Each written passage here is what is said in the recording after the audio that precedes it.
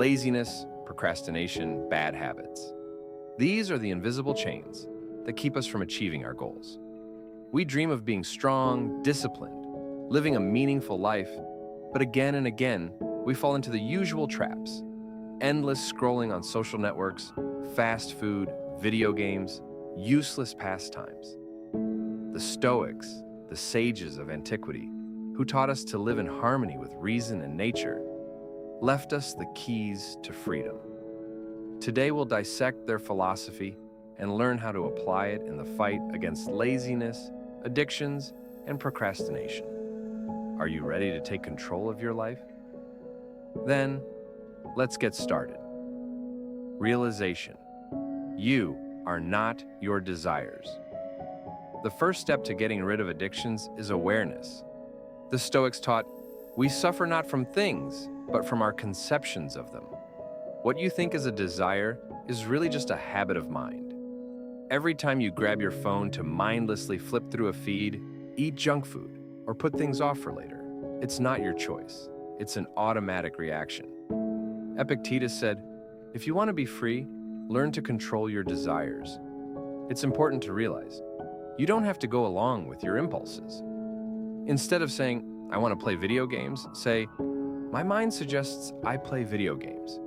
This will create distance between you and your habits. When you learn to see them from the outside, you'll be able to control them. The principle of memento mori, the value of time. The Stoics reminded us, memento mori.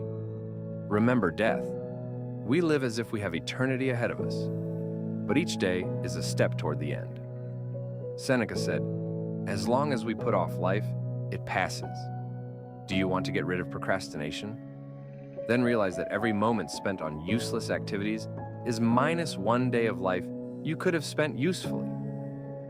Practicing memento mori helps break the cycle of laziness. The next time you want to scroll through your social media feed, ask yourself, if this was my last day, would I spend it this way? Strong people do what needs to be done, even when they don't want to. That's how discipline is born. The principle of amor fati, love your limitations. Often people justify their weaknesses by saying, I'm just like that. I lack willpower. The Stoics taught, amor fati, love your destiny. It means not complaining about yourself, but accepting your nature and working with it.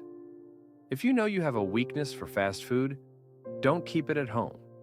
If you're addicted to your phone, make it inconvenient to use.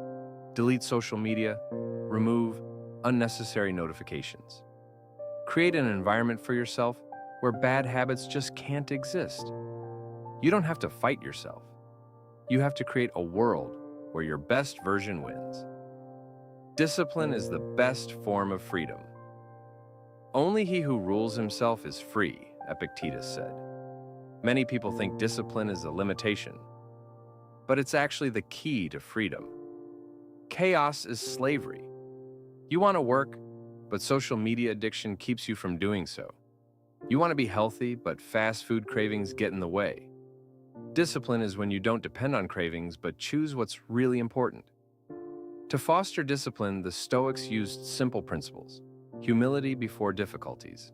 Difficulties make us stronger. Minimalism. The fewer temptations, the easier it is to keep yourself in check. Thought control. Instead of, I don't want to do this, say, I choose to do this. Practicing Stoicism in daily life. Now that you know the principles, it's important to apply them every day.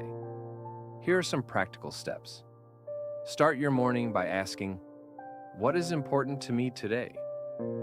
Create habits. Write down tasks and track progress. Avoid unhealthy triggers.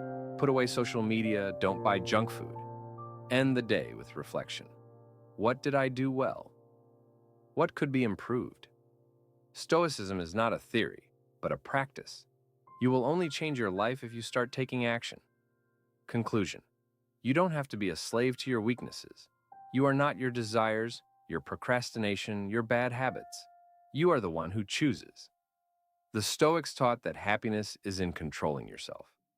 Now you know how to apply their wisdom to defeat laziness, procrastination, and addictions. The last step left is to get started. And remember, he who lives in harmony with himself lives in harmony with the universe.